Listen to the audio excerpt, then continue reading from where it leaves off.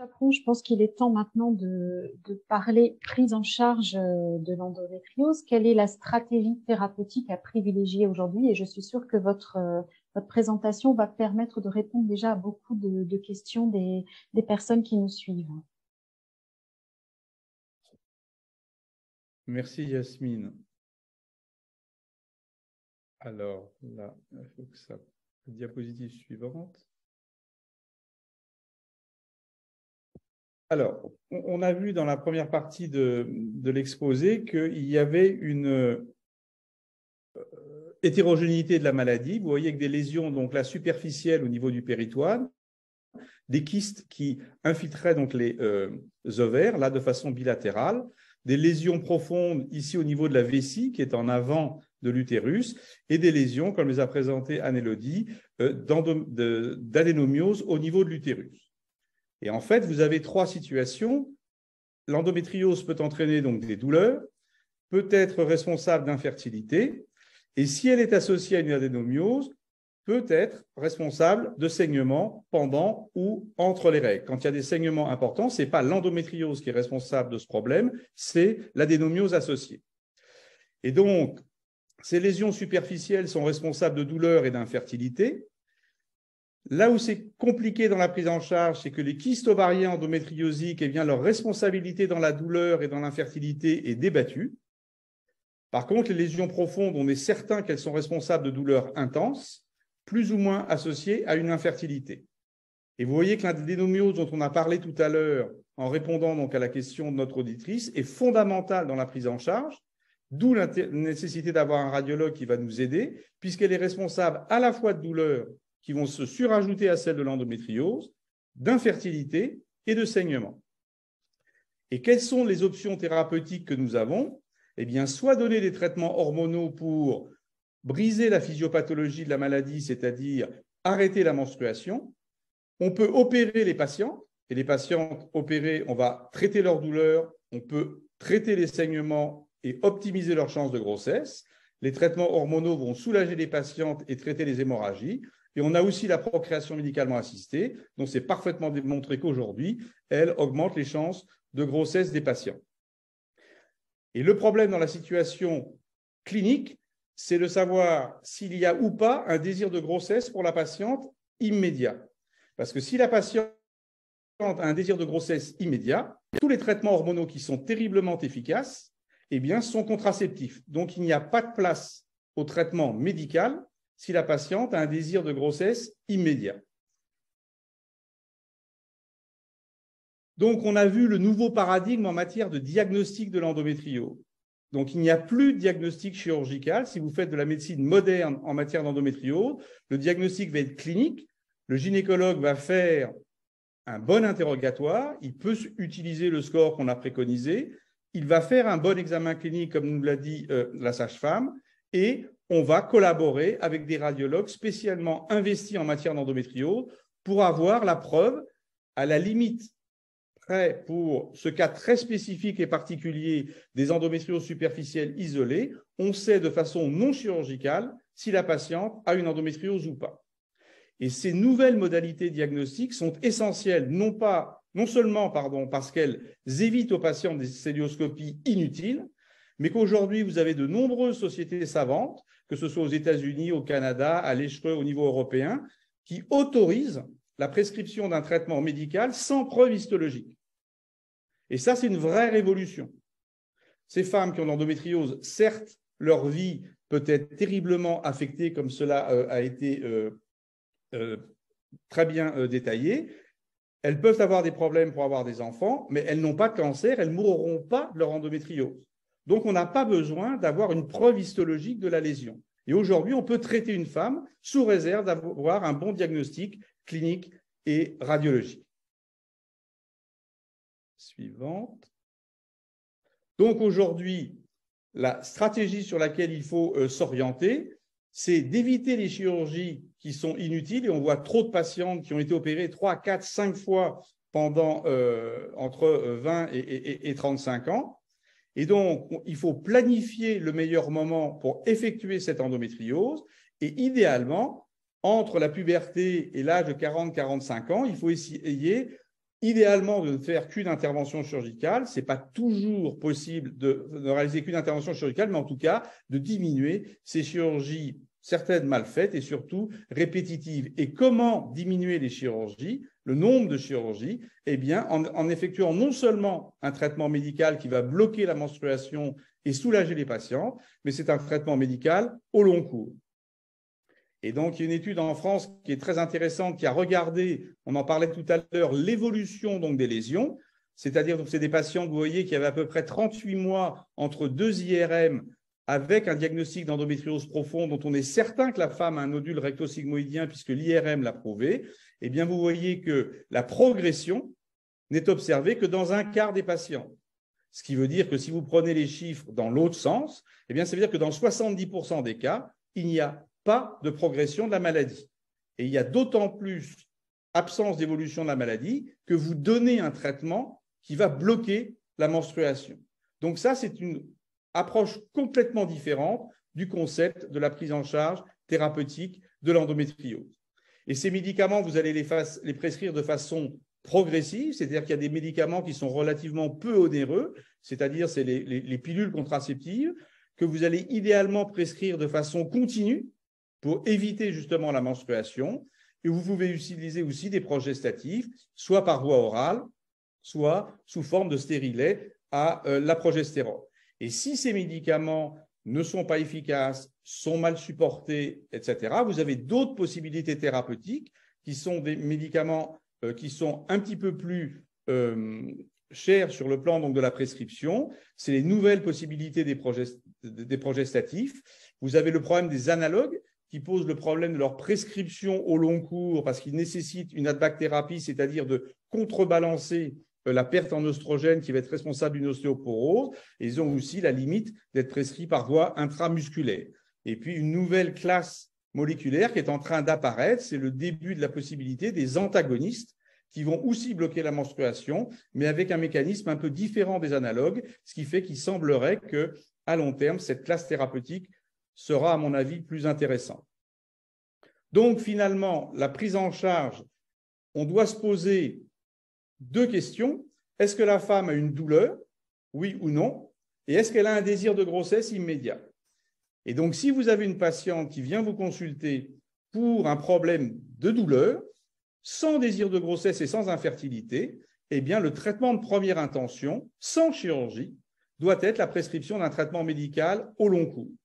Et si ce traitement est efficace, eh bien, vous allez surveiller, comme on l'a dit tout à l'heure, en interrogeant votre patiente, en faisant des examens cliniques et, idéalement, ce qu'on préconise, une échographie de référence par voie vaginale tous les ans. La prescription des médicaments sera progressive, selon ce qu'on vient de dire il y a 5 minutes. Et la question qui n'est pas encore complètement résolue, c'est est-ce qu'il faut faire systématiquement à toutes les femmes qui ont une endométriose douloureuse une préservation de la fertilité? Aujourd'hui, la question n'est pas complètement résolue, donc on a des indications plus ciblées dans le service, on en reparlera tout à l'heure avec Pietro. Et si ce traitement médical est inefficace, mal supporté, en fonction de cette prescription hiérarchisée, à ce moment-là vient effectivement l'heure de la chirurgie, mais pas systématiquement puisqu'on n'a pas besoin de la faire pour faire le diagnostic. Là, je pense que si vous décidez d'opérer une patiente et qui a un kyste endométriosique et que la patiente a moins de 35 ans, il est légitime au moins de discuter avec elle et de lui proposer de façon très incitative à faire une préservation de la fertilité. Et cette chirurgie, on a vu qu'elle pouvait être excessivement complexe. C'est le radiologue qui va nous expliquer qu'il y a des nodules dans le rectum, dans le vagin, dans la vessie, dans l'urtère. Donc, vous pouvez avoir donc des chirurgies qui vont être relativement invalidantes pour des patientes jeunes, avec, même si vous êtes un chirurgien très expérimenté, un risque de complications réelles qui est de l'ordre de 10%. Donc, elles doivent être faites dans des équipes spécialisées qui ont l'habitude, de façon multidisciplinaire sur le plan chirurgical, de faire une exérèse qui doit être complète. Parce qu'on dit que c'est une maladie qui récidive. Mais si vous faites une chirurgie qui est incomplète et que vous traitez que le kyste de l'ovaire et que vous laissez la lésion dans le rectum, ce qu'on voit tous les jours, nous, en consultation, eh bien, ce n'est pas une récidive de la maladie, c'est une chirurgie qui est inadaptée. Et après la chirurgie complète, eh bien, vous donnez un traitement médical post-opératoire pour éviter à la patiente d'avoir des menstruations. Et si par contre, après une chirurgie correcte, vous avez une véritable récidive d'endométriose, plutôt que de faire des chirurgies itératives, il faut essayer de réfléchir à la possibilité d'une nouvelle option thérapeutique. La situation est totalement différente si la patiente, avec ou sans infertilité, finalement, ce n'est pas l'infertilité qui est un problème, c'est est-ce qu'il y a ou pas un désir de grossesse. Donc, si on est dans une situation de désir de grossesse avec ou sans douleur, eh bien, on a deux options. Les traitements médicaux sont contre-indiqués puisqu'ils sont contraceptifs. Donc, vous avez soit la chirurgie, soit la procréation médicalement assistée. Ce qui veut dire que vous voyez que la prise en charge d'une endométriose doit se faire dans un centre où vous allez offrir la possibilité d'un traitement médical de qualité, d'avoir accès à des chirurgiens qui connaissent la maladie et travailler en collaboration avec un laboratoire de biologie de la reproduction qui vous permettra d'avoir de bonnes chances de procréation assistée. Ces chirurgies répétitives sont en fait des chirurgies mal réalisées. Il y a un impact négatif sur la réserve ovarienne, c'est-à-dire le pronostic de fertilité si vous opérez les kystes endométriosiques. Et je vous l'ai dit, même si on est des bons chirurgiens, il y a un vrai risque de complications de l'ordre de 10%. Les risques de la PMA, pour être très honnête, il y a peu ou pas de risques de la PMA. La grande limite de la procréation médicalement assistée, c'est qu'elle va vous donner aussi 35% de grossesse si vous êtes dans un centre compétent, mais elle ne vous traitera jamais la douleur de l'endométriose. Par contre, l'énorme avantage de la PMA, et ça c'est des travaux qui ont été faits sur les kystes de l'ovaire par Garcia Velasco à Madrid il y a 15 ans, qu'on a reproduit donc dans le service avec Pietro l'année dernière et il y a 2 ans, vous pouvez parfaitement faire une procréation médicalement assistée sans opérer les patients et sans affecter les chances de grossesse. En d'autres termes, vous avez autant de chances de grossesse si vous faites une procréation médicalement sans enlever votre endométriome et sans faire une résection digestive, par exemple. Eh bien, il y a des patients qui, à juste titre, ne souhaitent pas être opérés et à qui on fait, avec d'excellents résultats, une procréation médicalement assistée d'emblée. La suivante.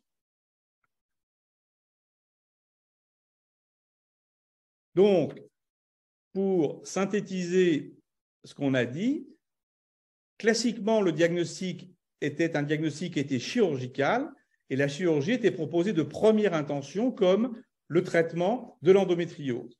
Et on faisait des chirurgies répétitives et on proposait la procréation médicalement assistée en fin de cursus, alors que la femme était plus âgée, avait été opérée à plusieurs reprises, donc avec une réserve ovarienne qui était moins bonne. Et donc là, je pense qu'on doit réfléchir différemment et tenir compte de ces 6 éléments qui maintenant sont scientifiquement démontrés. L'endométriose est une maladie inflammatoire et c'est les traitements médicaux qui vont vous traiter la douleur liée à l'inflammation. On a vu avec Anne-Élodie qu'on pouvait faire un diagnostic non chirurgical de l'endométriose. Les traitements médicaux sont efficaces. On peut faire une procréation médicalement assistée sans opérer les patientes avec d'excellents résultats.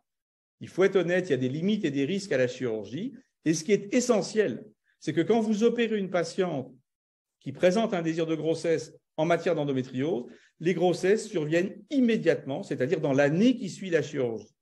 Donc nous pensons que la chirurgie ne doit pas être faite au moment où vous diagnostiquez l'endométriose. La chirurgie doit être faite quand la patiente souhaite être enceinte, si elle n'y arrive pas de façon spontanée. Donc, il y a différentes options qu'on veut vous proposer de façon donc moderne. On ne fait plus de diagnostic chirurgical de l'endométriose. On fait un diagnostic non chirurgical. La patiente n'a pas de désir de grossesse, on lui donne un traitement médical. La vraie question, elle est là.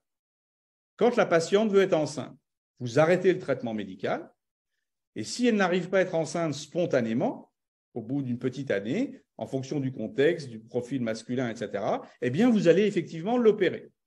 Mais vous l'allez opérer une fois, en faisant une chirurgie complète, et si elle n'est pas enceinte rapidement après la chirurgie, vous allez faire une procréation médicalement assistée. Ce qui veut dire que ce concept-là fait que la patiente va être opérée une fois, et si elle n'est pas enceinte naturellement après la chirurgie, elle n'aura qu'une seule intervention, avec une procréation médicalement assistée faite plus jeune, donc elle aura plus de chances de grossesse. L'autre option pour les femmes, par exemple, qui ont des lésions d'endométriose profonde très importantes, diffuses, qui nécessitent des chirurgies qui sont compliquées et potentiellement à risque, vous en faites parfaitement le diagnostic et la cartographie avec l'imagerie, vous donnez le traitement médical. Et aujourd'hui, on a énormément de patients, ce qu'on ne faisait pas il y a 4 ou 5 ans, qui sont parfaitement soulagés par le traitement médical et qui ont une endométriose digestive. Et quand elles veulent être enceintes, elles ne veulent pas. Ces chirurgies lourdes, compliquées, avec des risques de problèmes vésico-post-opératoires ou de cicatrisation de la suture intestinale. Eh bien, ces patientes-là, on leur fait une procréation médicalement assistée sans les opérer et on a 45% de chances de grossesse et on les remet sous traitement médical. Et peut-être que ces patientes, si le traitement médical marche bien, ne seront peut-être jamais opérées. Et finalement, ce n'est pas dramatique d'avoir un nodule de 2 cm dans le rectum si vous êtes bien soulagé par le traitement médical. Et l'autre option, vous faites toujours un diagnostic non chirurgical, c'est les femmes qui ont des lésions importantes d'adénomiose, c'est-à-dire que l'endométriose a diffusé également dans l'utérus, et donc vous donnez le traitement médical, et quand elles veulent être enceintes, si vous traitez l'endométriose, c'est-à-dire que vous enlevez les kystes ovariens, vous faites la résection intestinale, vous allez laisser en place un utérus qui est pathologique et qui va contribuer aux douleurs, qui va contribuer aux hémorragies post-opératoires. Donc, la femme a une chirurgie très lourde, très compliquée à 30 ans, et on lui laisse un utérus qui va continuer à la gêner. Donc, on pense, sous réserve de protocoles adaptés que vous détaillera Pietro, eh bien qu'on peut proposer, sans opérer ces patientes, de faire une fécondation donc in vitro, et peut-être qu'au terme, parce qu'inversement, les patientes ne vont pas non plus manger des traitements médicaux pendant 15 ans, vous allez faire à la fin, lorsque vous avez complété le nombre d'enfants avec la procréation médicalement assistée, une chirurgie de clôture où vous allez traiter l'ensemble des lésions endométriosiques et vous allez proposer, ce qu'on fait de plus en plus et les femmes sont satisfaites, une hystérectomie associée, ce qui fait que donc la patiente n'a plus d'endométriose, elle n'a plus d'adénomiose, elle ne souffre plus, elle retrouve une sexualité normale et elle n'a plus de traitement médical. Donc vous voyez que dans une prise en charge il y a quelques années qui était à grande majorité, à grande tendance chirurgicale, grâce à la révolution du traitement, du diagnostic, eh bien, on a une approche qui est beaucoup plus pondérée, avec des indications plus ciblées de la chirurgie. Je pense que rares seront les patientes qui ne seront pas opérées d'une endométriose, mais on doit absolument arrêter d'opérer, de réopérer ces patientes. Il faut les opérer correctement et au bon moment. Je vous remercie. Merci beaucoup, professeur Chaperon. C'était vraiment très clair. Alors, j'ai énormément de questions que je vais partager pour chacun de nos intervenants. Alors, la première question, c'est tout d'abord sur l'efficacité du traitement. Au bout de combien de temps se rend-on compte qu'un traitement est efficace ou qu'il ne l'est pas? Et qu'est-ce qu'on fait et à quel moment on décide de changer? Je crois que les traitements, il faut les prescrire si vraiment les patientes sont gênées, il faut les prescrire de façon continue pour bloquer la menstruation.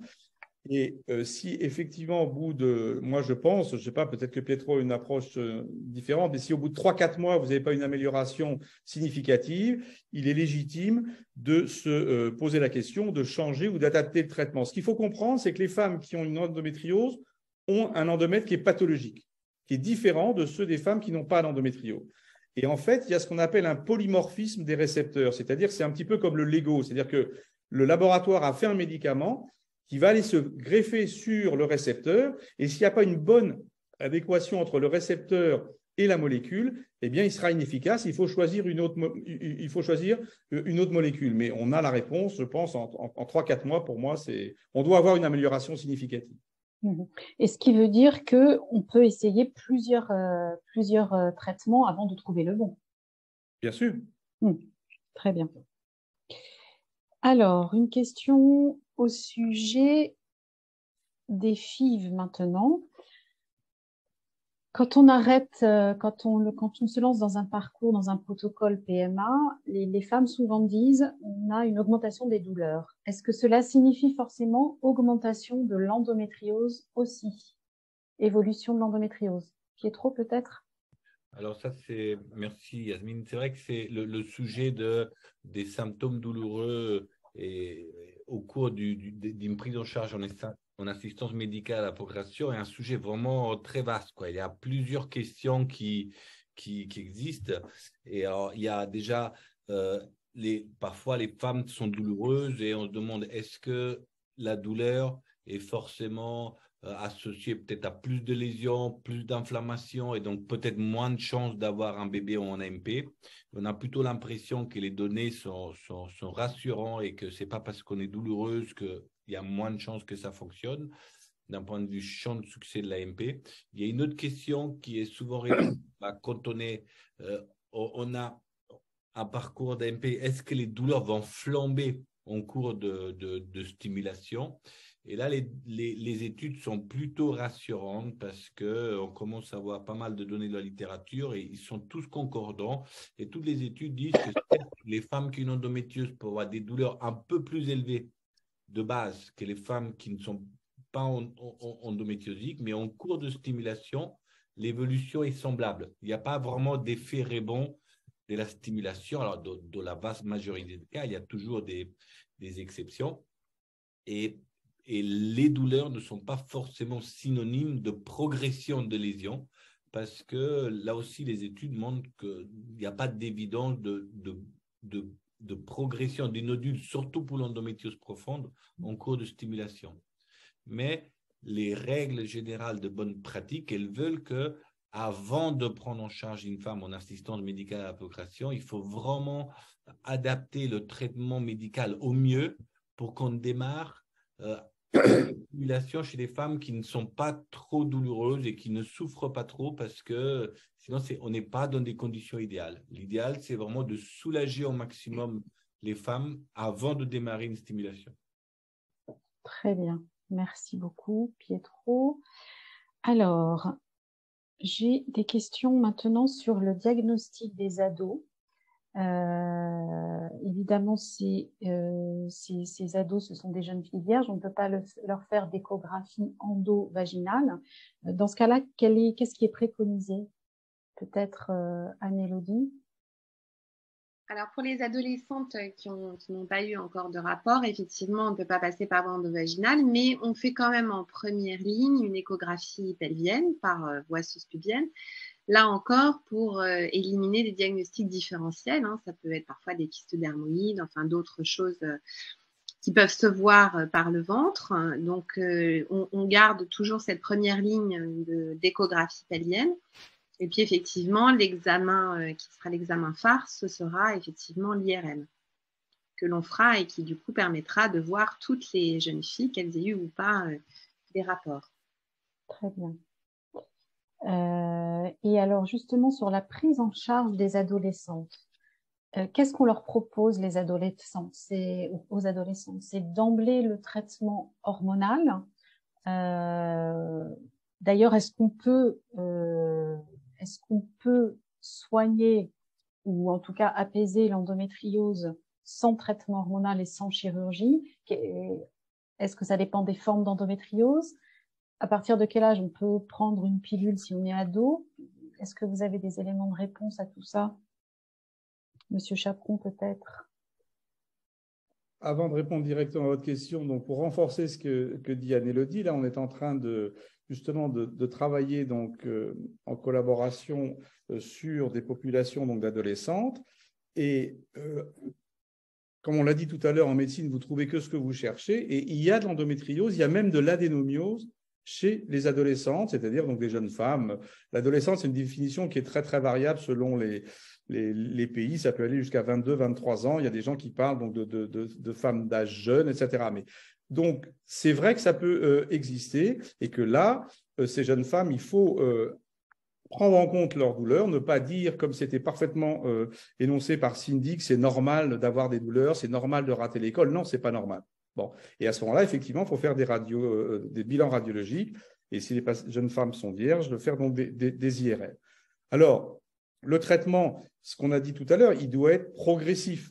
C'est-à-dire que si effectivement, avec de simples antalgiques, des anti-inflammatoires, etc., vous soulagez donc les patientes, ce n'est pas la peine d'utiliser des médicaments dont vous pouvez avoir besoin plus tard pour les soulager. Et par contre, quand elles sont très, très jeunes, il faut faire attention donc à la masse osseuse et donc il faut plutôt privilégier les pilules contraceptives où il y a un petit peu d'œstrogène, et plus elles avancent en âge, plus vous pouvez utiliser les progestatifs ou les analogues de la LHRH. Mais je crois que le message, c'est un, ça existe, deux, il faut les traiter, on peut leur donner un traitement donc hormonal, et je pense que surtout pas les faire rentrer dans leur histoire d'endométriose par une chirurgie d'emblée. Il y a plusieurs publications qui montrent très très clairement qu'au bout de, je crois, 2 à 3 ans, le taux de réintervention atteint 40%. Donc, ce n'est pas possible de commencer à opérer des jeunes femmes à l'âge de 16 ans, par exemple, qui, à 20 ans, seront déjà réopérées. Il faut trouver d'autres solutions. Et si après ces traitements médicaux ne permettent pas d'avoir une vie satisfaisante, on en discute. Mais la première orientation, c'est celle-là. Il faut aller jusqu'au bout des possibilités du traitement médical. Très bien. Très bien. On rencontre souvent des femmes aussi qui ont des incompatibilités parce que d'autres pathologies, etc., avec un traitement médical. Qu'est-ce qu'on leur propose dans ces cas-là? Par exemple, elles ne peuvent pas prendre la pilule parce qu'il y a eu des cancers hormonodépendants ou des choses comme ça. Qu'est-ce qu'on peut leur proposer?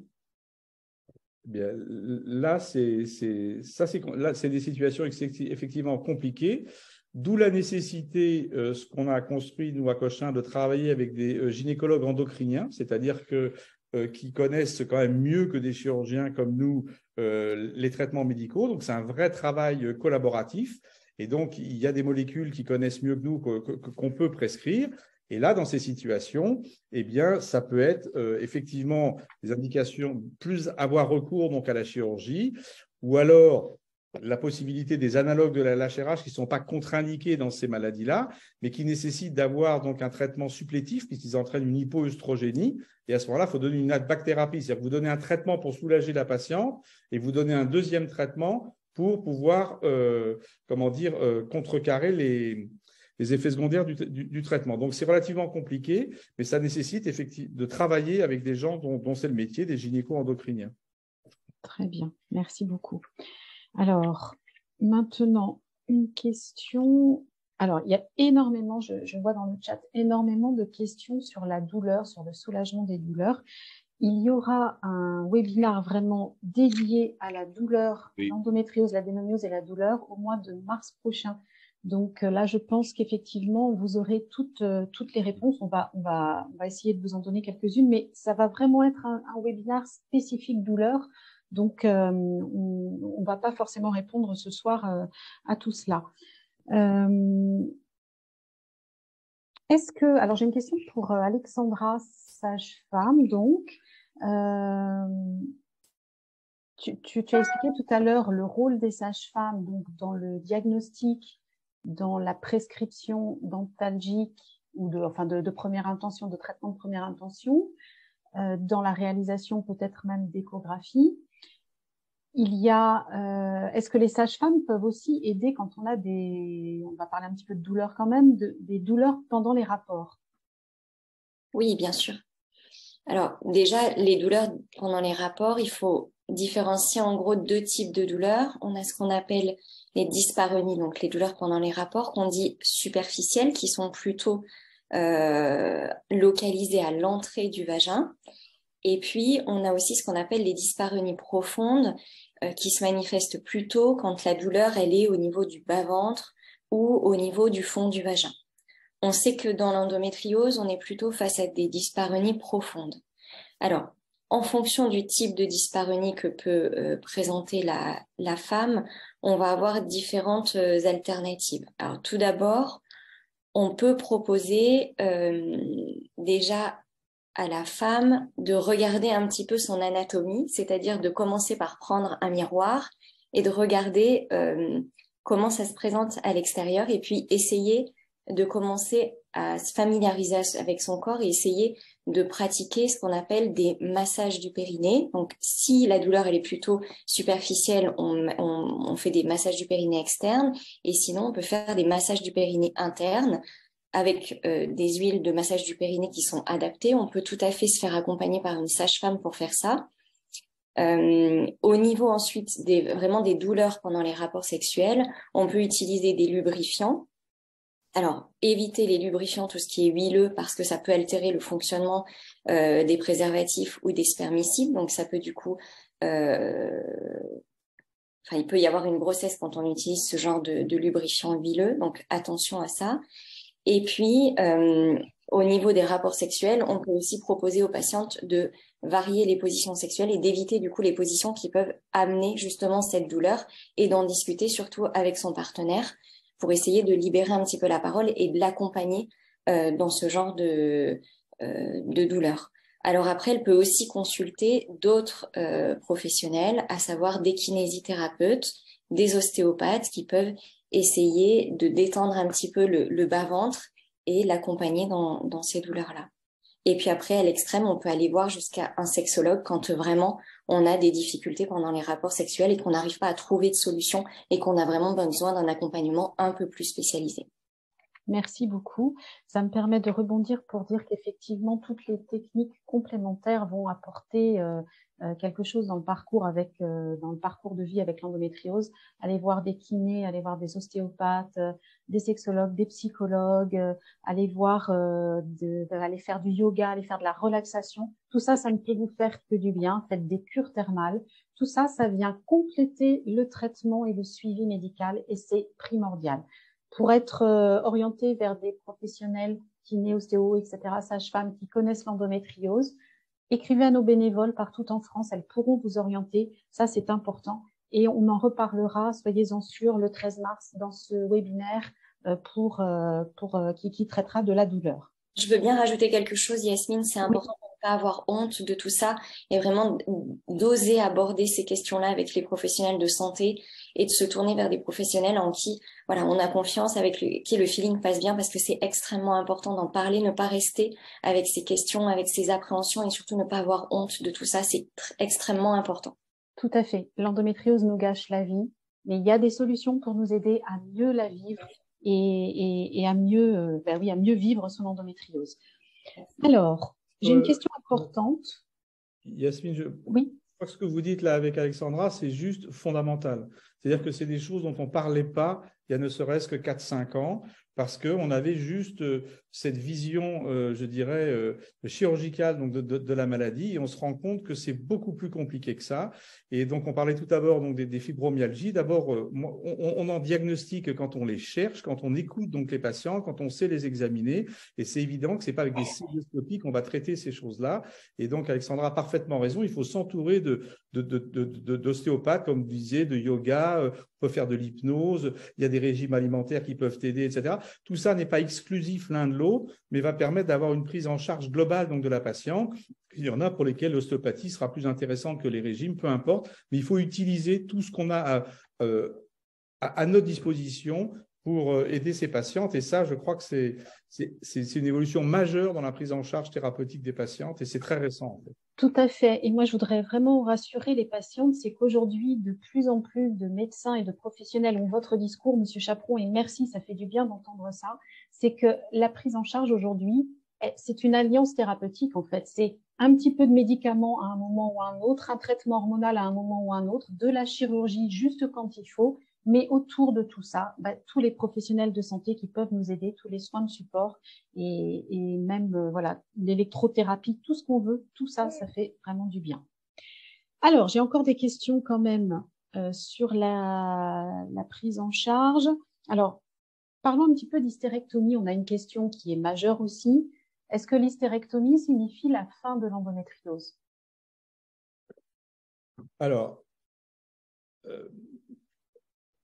hystérectomie seule. Oui. Non, j'entends. C'est-à-dire qu'en gros, l'endométriose, c'est une maladie pendant la période d'activité génitale. On a vu, grâce au progrès de la radiologie, qu'il y avait des endométrioses chez des femmes très, très jeunes, chez des adolescentes de moins de 20 ans, et que c'est vrai que c'est une maladie qu'on ne voit pas ou peu après la ménopause, mais dans des services un peu spécialisés comme les nôtres, on va opérer 1 ou 2 patientes par an qui ont une endométriose après la ménopause. Donc, cette maladie, elle est due au fait que l'endomètre est pathologique et qu'effectivement, c'est lié à la régurgitation. Donc, dans certaines situations, effectivement, on peut être amené à faire une hystérectomie, c'est-à-dire l'ablation donc, de l'utérus, mais on peut aussi obtenir le même effet, si vous voulez, en donnant des pilules en continu, en donnant donc des stérilets à la progestérone. L'indication, à mon avis, donc de l'hystérectomie est à prendre en considération si vous avez une importante adénomiose associée. Parce que l'endométriose, elle est externe à l'utérus. Et c'est vrai que ces femmes qui ont une adénomiose, elles ont une pesanteur pelvienne, elles ont des dyspareunies profondes, ce que disait donc Alexandra, et effectivement, le traitement médical peut ne pas les soulager complètement. Et après, en ce qui vous disiez l'hystérectomie seule, ça veut dire avec ou sans ovariectomie, c'est-à-dire l'ablation donc des ovaires, il y a très peu de papiers dans la littérature. Comme c'est une maladie hormonodépendante, intellectuellement parlant, ça serait logique d'enlever les ovaires de ces patientes-là, mais le risque de récidive de l'endométriose, si on laisse les ovaires, il est très faible. Et nous, on ne fera pas d'hystérectomie radicale chez une femme, par exemple, à 40 ans. C'est-à-dire qu'on lui laissera au moins un ovaire. Donc, je pense qu'il ne faut pas être jusque-boutiste. Et donc, parce qu'il y a aussi un bénéfice à avoir des sécrétions hormonales, non seulement pour la sexualité, mais sur le plan cardiovasculaire, sur le plan urinaire, sur plein de choses. Et s'il y a une récidive après une hystérectomie, dans ce cas-là, quelle est la prise en charge? Ben, la vraie question de savoir, parce que ça, c'est des choses qu'on voit, enfin, pas fréquemment, mais qu'on voit assez souvent quand même en consultation. C'est-à-dire qu'on appelle récidive une chirurgie qui a été incomplète. C'est-à-dire que quand moi je vois une femme qui a une hystérectomie et qui me dit qu'elle a une récidive d'endométriose, je l'envoie chez quelqu'un de compétent comme Anne-Élodie Milichère qui me dit elle a un nodule dans le rectum. Donc en fait, on a fait une chirurgie qui n'était pas adaptée et donc la patiente, elle n'est pas complètement soulagée. Donc, moi je pense que ce qu'on étiquette entre guillemets récidive après une hystérectomie, dans 90% des cas, sont des chirurgies qui n'ont pas été complètes. Bon, et après, la médecine, ce n'est pas une science exacte. Il y aura toujours des possibilités de récidive après hystérectomie. Mais le message, c'est ça. Donc, c'est des femmes. Donc, on leur fait la radiologie après l'hystérectomie, souvent très vite après, 6 mois, 1 an après, parce que la femme n'est pas soulagée. Et on va trouver de l'endométriose, souvent en arrière, donc au niveau du vagin ou au niveau donc, du rectum. D'accord. Et dans ce cas-là, c'est quand même dramatique parce que c'est déjà une chirurgie compliquée quand on l'opère la première fois. Mais en plus de ça, si vous opérez une endométriose profonde avec une atteinte digestive chez une femme qui a déjà été opérée avec une hystérectomie, vous avez des adhérences, donc des chirurgies qui vont être plus compliquées, donc plus à risque. Et plus vous opérez les gens, plus vous créez des adhérences, ça devient un cercle vicieux. C'est pour ça qu'il faut choisir le bon moment. Et si on opère, on fait une chirurgie complète. Je pense qu'il vaut mieux ne pas opérer une patiente plutôt que de lui faire une chirurgie incomplète. Si la femme ne veut pas de résection intestinale, eh bien, elle a le droit. On essaiera de trouver d'autres solutions. Et puis, si elle n'est pas prête à ce moment-là, il faut aussi lui laisser le temps d'évoluer. Et puis, peut-être que dans 1 an, 2 ans, 3 ans après, elle sera plus enclin à réfléchir positivement à une chirurgie. Très bien, merci beaucoup. Et dans ce cas-là, on peut proposer aussi à une femme qui a eu une hystérectomie un traitement justement pour derrière. C'est la première chose à faire. Très bien. On a opéré surtout. Pietro, j'ai peut-être une question pour toi. En cas d'adénomiose isolée, donc pas d'endométriose autour, est-ce que cette adénomiose va ouvrir l'accès aussi à la PMA ou à la conservation ovocytaire? Question très, très difficile. Très difficile parce que d'un point de vue de données scientifiques, le domaine est plutôt limité. Néanmoins, on sait que l'adénomiose diminue dans certains cas un peu les chances de conception naturelle en AMP, augmente un peu le risque de fausse couche. Et dans la loi française, effectivement, chaque fois qu'une maladie peut altérer ou impacter la fertilité, on a tout à fait le droit de proposer les techniques d'assistance médicale à la procréation pour congeler les ovocytes et faire une préservation de la fertilité. Donc, théoriquement, c'est possible de le faire. Néanmoins, les données de la littérature ne sont pas encore très robustes et n'ont pas vraiment évalué cette indication-là de préservation de la fertilité. Néanmoins, d'un point de vue rationnel, dans certains cas, ça peut être discuté. Très bien. D'accord. Et alors, quand on a une adénomiose, encore une fois, une adénomiose isolée, et que les douleurs sont toujours présentes malgré les traitements, avant d'aller à l'étape hystérectomie, est-ce qu'il y a des traitements un peu moins invasifs que l'hystérectomie, s'il y a un échec, par exemple, du stérile hormonal ou de la pilule? Est-ce que avant l'hystérectomie, on peut essayer, je sais pas, l'embolisation des artères ou de supprimer juste l'endomètre ou... Vous donnez une partie de la réponse dans votre question, c'est-à-dire que bon, d'abord, on peut essayer plusieurs options thérapeutiques. Une bonne option, effectivement, est le stérilet Mirena. C'est assez élégant. On peut le conserver 3 à 5 ans. Ce qu'il faut comprendre, c'est que l'adénomiose, c'est la pénétration de cet endomètre dans le muscle utérin. Donc, quand vous parlez d'enlever l'endomètre en hystéroscopie opératoire, donc en fait, on enlève ce qui est superficiel. Et si on a une endométriose qui est profonde, eh bien, on se rend compte que les échecs de l'hystéroscopie opératoire sont justement les femmes qui ont de l'adénomiose. Bon, par contre, si la femme n'est pas prête à faire une hystérectomie, ça peut aussi être une étape en lui prévenant qu'il y a un risque non négligeable donc, de récidive. Et ça peut aussi l'aider à franchir le pas pour avoir une hystérectomie 3-4 ans donc après. Et puis, c'est possible aussi...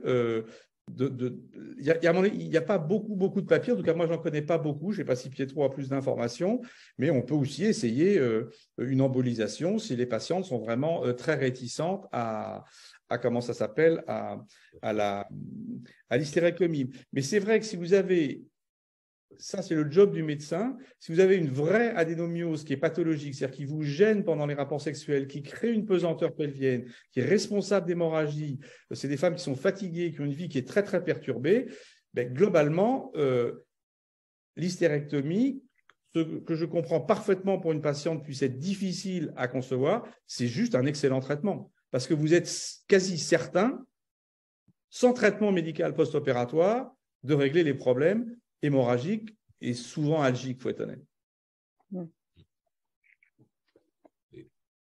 Merci.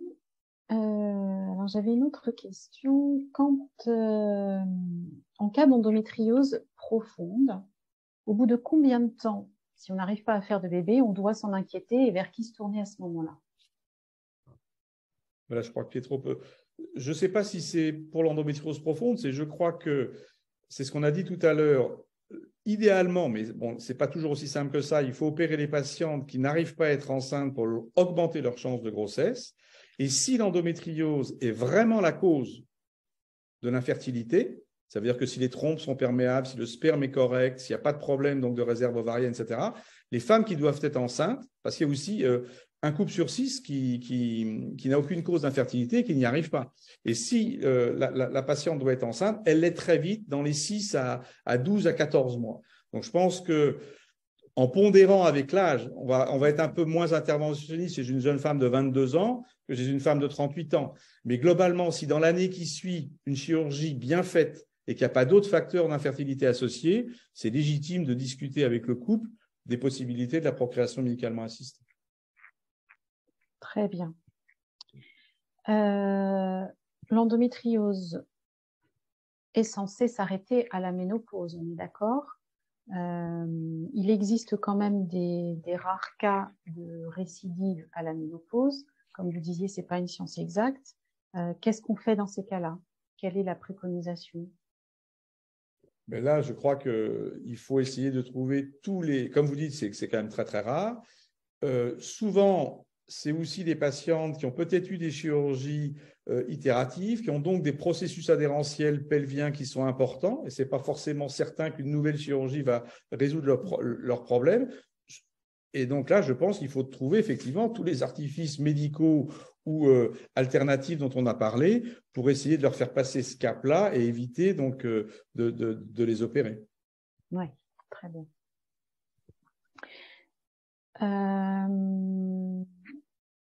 Alors, on avait une question aussi sur le diagnostic par le test salivaire. Qui veut répondre? Moi, je peux démarrer un point de réflexion et laisserai le professeur Chaperon compléter. C'est vrai que c'est quelque chose dont on entend beaucoup parler par les patients, par les médias. Et j'ai vu aussi plusieurs questions passer dans le chat autour du test salivaire. C'est vrai qu'un test parfait, un test diagnostic parfait, tout le monde en rêve, hein, mais tout le monde en rêve pour toutes les maladies, en fait. On aimerait tous se réveiller et avoir plein de petits tests pour faire des diagnostics parfaits de plein de choses. Je crois que le problème du test salivaire, il cache deux questions. C'est est-ce que c'est un test diagnostique et est-ce qu'il est parfait? Et alors, je crois que malheureusement, la réponse à ces deux questions est à l'heure actuelle non. Alors, ce n'est pas un test diagnostique parce que les études méthodologiques qui ont été réalisées ne permettent pas encore d'avoir validé ce test sur des populations adaptées. Et puis, les méthodologies ne sont pas suffisamment robustes pour parler d'un test diagnostique, surtout quand il s'agit d'une pathologie qui touche 10% des femmes. Alors, le design des études n'est pas adapté. Peut-être que des études plus appropriées viendront dans le futur. Et puis, l'approche technologique utilisée n'est pas tant récente que ça. Il y a beaucoup d'études qui ont été faites dans le passé et qui n'ont pas forcément été prometteuses par la suite. Donc, voilà, je crois que ça incite vraiment en prudence. Et la deuxième point, c'est est-ce que le test il est parfait? Le test il est parfait, il apporte une vraie aide tant pour les patients que pour les cliniciens. Et une vraie aide, c'est un test qui permet de donner des informations qui intéressent vraiment les patientes et les médecins, savoir déjà quels sont les phénotypes exacts, puis de savoir est-ce que telle patiente qui a une endométriose va avoir un risque d'infertilité ou pas, ou telle patiente avec une endométriose va répondre au traitement médical, ou telle va récidiver. Et ça, c'est des choses qui sont extrêmement importantes pour la prise en charge des patientes. Et c'est ça les vrais tests dont on a réellement besoin. Parce qu'en pratique clinique, comme le professeur Chaperon et le docteur Milicia l'ont bien montré, quand on pose les bonnes questions et on a un recours au bon radiologue, on arrive à faire le diagnostic d'endométriose de la vaste majorité des cas et à en préciser le phénotype. Et donc, on fait un test aujourd'hui salivaire et on nous dit vous avez une endométriose. Ah bah, qu'est-ce que vous faites? Vous faites un examen d'imagerie avec un bon radiologue. Donc, le point d'arrivée est le même.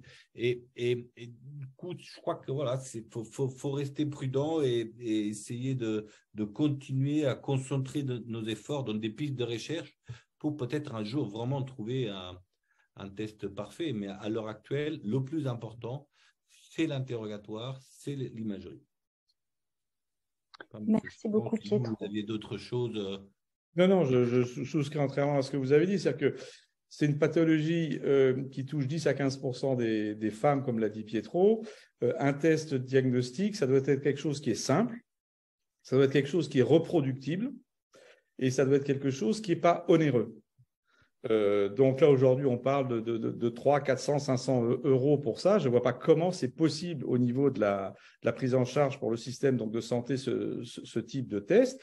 Et comme l'a très bien dit Pietro, c'est-à-dire que, imaginons même qu'on fasse ce test et qu'on dépense 500 euros plus, bon ben, ça ne va pas nous dispenser d'interroger les malades, ni de faire une échographie, parce que si on vous dit que la femme elle a une endométriose, et même s'ils nous disent une endométriose profonde avec le test salivaire, moi, avant d'opérer la patiente, je veux savoir où sont les lésions. Je vais pouvoir dire à la patiente quel type de chirurgie je vais lui faire. Donc moi, je ne crois pas du tout à ce test diagnostique parce que c'est beaucoup trop onéreux et ça ne correspond pas à ce dont on a besoin en pratique quotidienne pour rendre service aux malades. Par contre, ce qu'a soulevé Pietro, qui à mon avis est intéressant, sur lequel on réfléchit, on n'est pas les seuls, c'est une maladie qui est très compliquée et très hétérogène. Et donc, il y a des femmes qui ont des petites lésions d'endométriose et qui n'ont pas mal. Il y a des femmes qui ont des lésions excessivement étendues et qui ont tous les bébés qu'elles veulent. Et par contre, avoir des tests qui soient génétiques, sanguins, salivaires, peu importe, qui vont nous permettre de prédire peut-être l'évolution de la maladie, le risque d'infertilité, l'importance de la douleur, de la récidive après la chirurgie, ça peut être beaucoup plus intéressant dans la stratégie. Mais aujourd'hui, il suffit de poser des questions correctement et de travailler avec un bon radiologue. Et ça, en termes de santé publique, ça me paraît juste l'essentiel. Merci beaucoup. Et là, je vois que le temps passe, le temps passe. Nous avons encore beaucoup de questions. Une sur la grossesse. La grossesse. Qu'est-ce qui se passe pendant la grossesse pour l'endométriose ou l'adénomiose? Alexandra, peut-être? Oui. Alors, comme on l'entend parfois, la grossesse, elle ne guérit pas l'endométriose. C'est-à-dire que pendant la grossesse, bien évidemment, on a une suspension des cycles menstruels. Donc, la femme n'a plus de règles. Donc, la grossesse, elle va normalement s'accompagner d'une disparition des symptômes d'endométriose. Néanmoins, au cours des 3 premiers mois de la grossesse, on sait que c'est une période où l'utérus, il grossit, il grandit. On sait qu'il y a des douleurs qui sont ligamentaires et que chez les patientes atteintes d'endométriose, ces douleurs ligamentaires, elles peuvent être un petit peu exacerbées et du coup, on peut avoir des douleurs qui sont assez fortes durant les 3 premiers mois de la grossesse. On sait aussi que chez les patientes qui ont été opérées, on a des adhérences, on a des lésions d'endométriose un petit peu importantes qui peuvent affecter justement ces ligaments et justement faire qu'il y ait une douleur plus intense. Et puis aussi, parfois chez certaines patientes qui souffrent d'endométriose, avec la croissance de l'utérus, vu qu'il augmente de taille, ça peut appuyer un petit peu sur des lésions d'endométriose qui étaient jusque-là, on va dire, silencieuses, qui s'étaient pas manifestées. Donc, globalement, on va dire que l'endométriose, elle est mise au repos durant la grossesse, mais que parfois, il peut y avoir quand même des douleurs durant cette grossesse, notamment au début, et puis parfois aussi à la fin, quand l'utérus prend vraiment beaucoup de place. Merci beaucoup. Et est-ce qu'il y a, pour l'accouchement, est-ce qu'il y a un risque particulier? Est-ce qu'il y a... Je ne sais pas si Alexandra vous Vas-y. Mais c'est vrai que tout le problème de la grossesse et l'endométriose, c'est vraiment les deux volets, en fait. C'est le volet, est-ce que voilà, la grossesse améliore les symptômes d'endométriose? Est-ce que l'endométriose représente un risque pour la grossesse? Et je souscris parfaitement avec tout ce qui était dit par Alexandra. C'est sûr qu'il n'y a pas de règle. Certaines femmes ont une véritable période d'accalmie, d'autres gardent des douleurs en cours de grossesse. Donc, chaque cas est spécifique. Néanmoins, souvent, la grossesse calme un tout petit peu les symptômes douloureux et les femmes décrivent souvent qu'il y a une période d'accalmie aussi en postpartum avec une recrudescence des douleurs lors de la reprise des cycles menstruels, alors parfois qui coïncide soit avec la fin de l'allaitement quand on allaite, soit avant, et au fur et à mesure que les règles se suivent tous les mois, les symptômes douloureux peuvent un tout petit peu augmenter. Il y a pas mal d'études qui sont intéressées à l'effet de l'endométriose sur la grossesse. Est-ce que l'endométriose augmente le risque de la grossesse, le risque de l'accouchement? Il y a des études qui évoquent peut-être un risque accru de prématurité, un petit risque accru de césarienne, un petit risque accru de saignement pendant la grossesse. C'est des études voilà, souvent de registre rétrospectif. Monsieur Chaperon a piloté une grande étude qui était dirigée par Louis Marcelin, un des collègues de Cochin, qui est une des seules études vraiment prospectives qui a inclus plein de patients dans plusieurs centres en France, des femmes enceintes qui avaient une endométriose et qui étaient comparées à des femmes sans endométriose. L'objectif était de voir si les femmes qui avaient une endométriose avaient un risque accru de prématurité et il n'a pas été retrouvé d'associations significatives. Donc, le message est plutôt rassurant. Ça veut dire que le plus souvent, tout se passe presque normalement comme chez les femmes qui n'ont pas d'endométriose. Néanmoins, il faut rester vigilant et il faut garder à l'esprit qu'il y a des cas rares qui nécessitent un traitement particulier. Mais message plutôt rassurant globalement. Très bien. Et par rapport au risque de fausse couche, que ce soit avec l'adénomiose et l'endométriose, est-ce qu'il y a eu quelque chose de prouvé, une étude? Et là aussi, on a fait plusieurs travaux avec M. Chaperon sur les risques de fausse couche, tant dans l'endométriose que un tout récent qu'on vient de publier sur l'adénomiose. Et dans les deux cas, c'est vrai que l'endométriose et l'adénomiose sont les deux associés à un risque accru de fausse couche. on pense peut-être que, comme le professeur Chaperon l'a dit au début du webinaire, comme souvent l'endométriose et l'adénomiose peuvent être associées, parfois c'est plus l'adénomiose qui peut être déterminante sur le risque de fausse couche que l'endométriose elle-même. C'est plus cette endométriose de l'utérus qui pourrait augmenter le risque de fausse couche que l'endométriose elle-même. Très bien, merci beaucoup. Et les deux le peuvent, hein, mais en proportionnellement plus l'adénomiose. Très bien, merci. On va prendre une toute dernière question avant de clôturer ce webinaire on a déjà dépassé l'horaire de fin prévu. Cette toute dernière question, ça va être, y a-t-il un risque potentiel ou un risque associé de développer un cancer quand on a eu de l'endométriose? C'est une question que beaucoup se posent. C'est normal de se poser cette question-là. Donc là aussi, la médecine n'est pas une science exacte, on peut tout voir. Mais globalement, il faut que les choses soient très claires pour les patientes. L'endométriose, ce n'est pas un facteur de risque de cancer. Point. Voilà. Très bien. Par contre, il y a simplement le cas particulier de ce qu'on appelle les endométriomes ovariens, c'est-à-dire les kystes endométriosiques, dans lesquels il y a un petit risque de cancer qui est de l'ordre de 1 à 1,2%. Donc, c'est quand même très, très faible. Ça veut dire que quand même dans 99% des cas, il n'y a aucun problème. Et si jamais, avec les prises de sang ou avec l'imagerie, on a un petit doute, eh bien on va le prendre en charge de façon chirurgicale, parce que l'enjeu est différent. Mais il n'y a pas de raison d'opérer une femme de 30 ans d'un kyste de l'ovaire de 3 cm d'endométriose parce qu'elle a un risque de cancer. C'est juste pas possible. Ça, c'est pas vrai. Très bien. Merci beaucoup. Allez, la toute dernière question cette fois pour Anne-Élodie.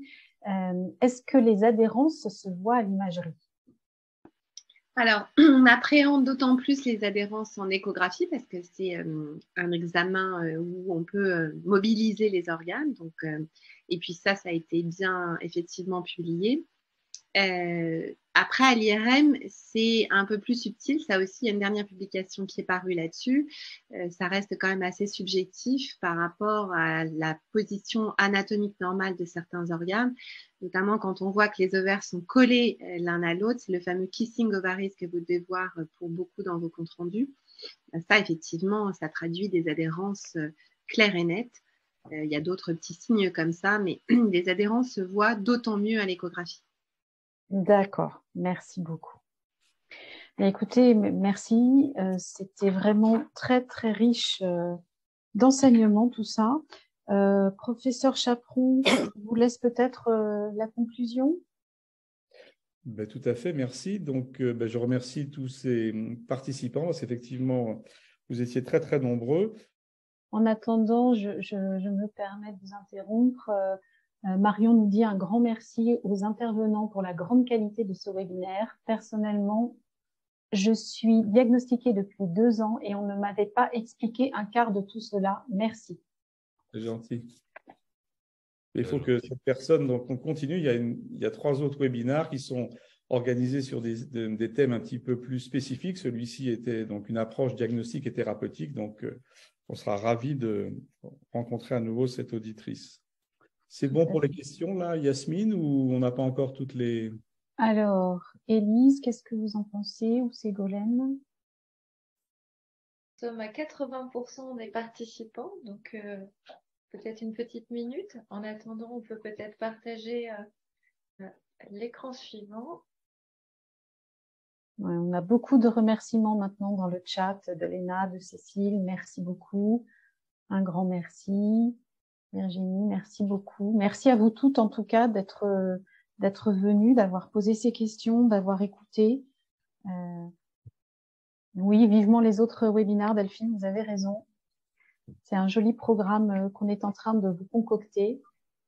Et à mon tour, je remercie beaucoup nos intervenants de ce soir, Anne-Élodie, Alexandra, Monsieur Chaperon, Pietro, parce que c'est loin d'être la première fois que l'on fait des choses ensemble et à chaque fois, c'est toujours passionnant. Donc, un grand merci d'avoir accordé de votre temps ce soir pour répondre à ces questions et pour informer les patientes atteintes d'endométriose. Vous savez bien, Yasmine, le plaisir est partagé.